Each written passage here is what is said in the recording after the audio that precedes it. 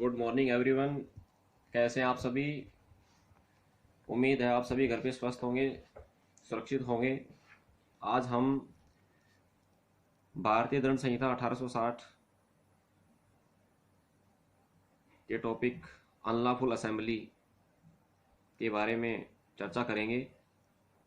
देखिए, unlawful assembly के बारे में भारतीय दंड संहिता के चैप्टर 8, जो कि लोक प्रशांति के विरुद्ध अपराधों के संबंध में है, में प्रावधान किया गया है। और धारा 141, 142, 143, 144, 145 तक में मुख्य प्रावधान दिए गए हैं। विधि विरुद्ध जमाव के संबंध में आपके विधि की परीक्षा में भी प्रश्न पूछा जाता है और साथ ही प्रतियोगी परीक्षा की दृष्टि से भी इम्पोर्टेंट है, इसलिए ध्यान से सुने और समझें।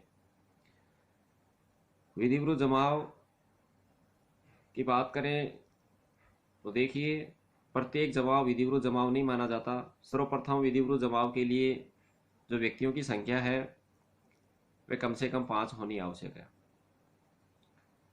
कोई जमाव विधि विरुद्ध जमाव कब होगा, इसको स्पष्ट करने से पहले ये ध्यान रखना कि सर्वप्रथम व्यक्तियों की संख्या 5 होनी आवश्यक है।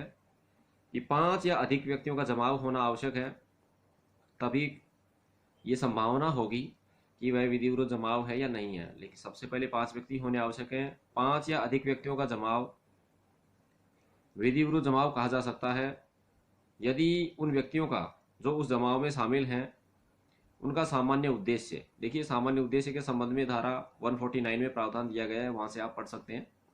उनका सामान्य उद्देश्य भारत सरकार या संसद, राज्य सरकार या विधानमंडल या किसी लोक सेवक को जो अपनी विधिपूर्ण शक्तियों का प्रयोग कर रहा है उनको आपराधिक बल या आपराधिक बल के प्रदर्शन के द्वारा आतंकित करता है, कौन करता है? विधि विरुद्ध जमाव या उस जमाव के कोई सदस्य। नंबर 2, रिष्टि, देखिए, या आपराधिक अतिचार। रिष्टि के संबंध में धारा 425 में प्रावधान है, आपराधिक अतिचार के संबंध में 441 में प्रावधान है। या अन्य अपराध करता है, किसी विधि या किसी वैध आदेशिका के निष्पादन का प्रतिरोध करता है। विधि या कोई वैध कोई आदेश है उसको इम्प्लीमेंट नहीं करने देता, या किसी व्यक्ति पर आपराधिक बल या बल के प्रदर्शन के द्वारा किसी संपत्ति का कब्जा लेना या अभिप्रात करने से वंचित करता है। किसी व्यक्ति को किसी मार्ग के उपभोग के अधिकार से, जल के उपभोग के अधिकार से या किसी अन्य अमूर्त अधिकार से जिसका वह कब्जा रखता है या उपभोग करता है, उसे वंचित करता है। आपराधिक बल या आपराधिक बल के प्रदर्शन के द्वारा किसी व्यक्ति से ऐसा कार्य करवाता है जिसको करने के लिए वह आबद्ध नहीं है, या ऐसा कार्य करने का लोभ करवाता है जिसको करने के लिए वह हकदार है। वो करना चाहता है लेकिन उसको करने ही नहीं देता। इन सभी बिंदुओं के अंतर्गत आने वाले जमाव को हम विधि विरुद्ध जमाव कह सकते हैं। बल के संबंध में इस संहिता की धारा 349 में प्रावधान किया गया है और आपराधिक बल के संबंध में 350 में प्रावधान किया गया है, वहां से आप पढ़ सकते हैं। बाकी हम नेक्स्ट जब भी उस टॉपिक पर चर्चा करेंगे तो उसके संबंध में वापस हम डिस्कस करेंगे, बल, आपराधिक बल, हमला आदि के बारे में।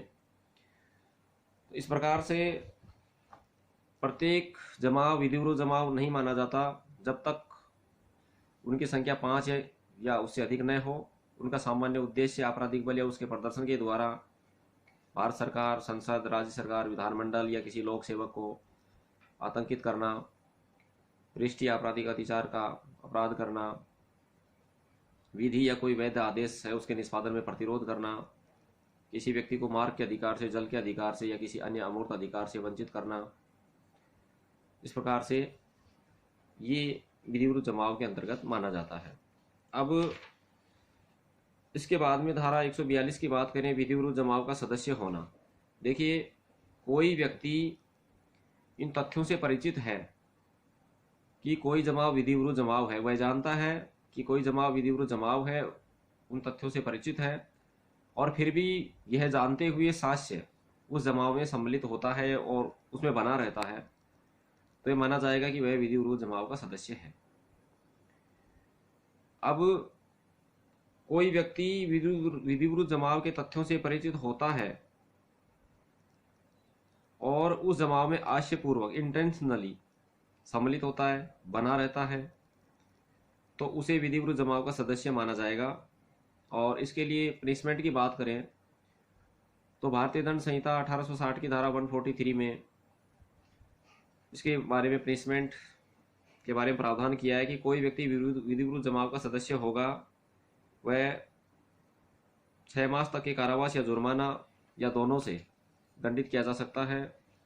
लेकिन घातक आयुधों या किसी ऐसी चीज से जो आक्रामक आयुध के रूप में उपयोग में यदि लाई जाए तो मृत्यु होने की संभावना है, ऐसे चीज से या घातक आयुध से सुसज्जित होकर विधि विरुद्ध जमाव में सम्मिलित होता है, उसका सदस्य बनता है, तो वह 2 वर्ष तक के कारावास या जुर्माना या दोनों से दंडित किया जा सकता है।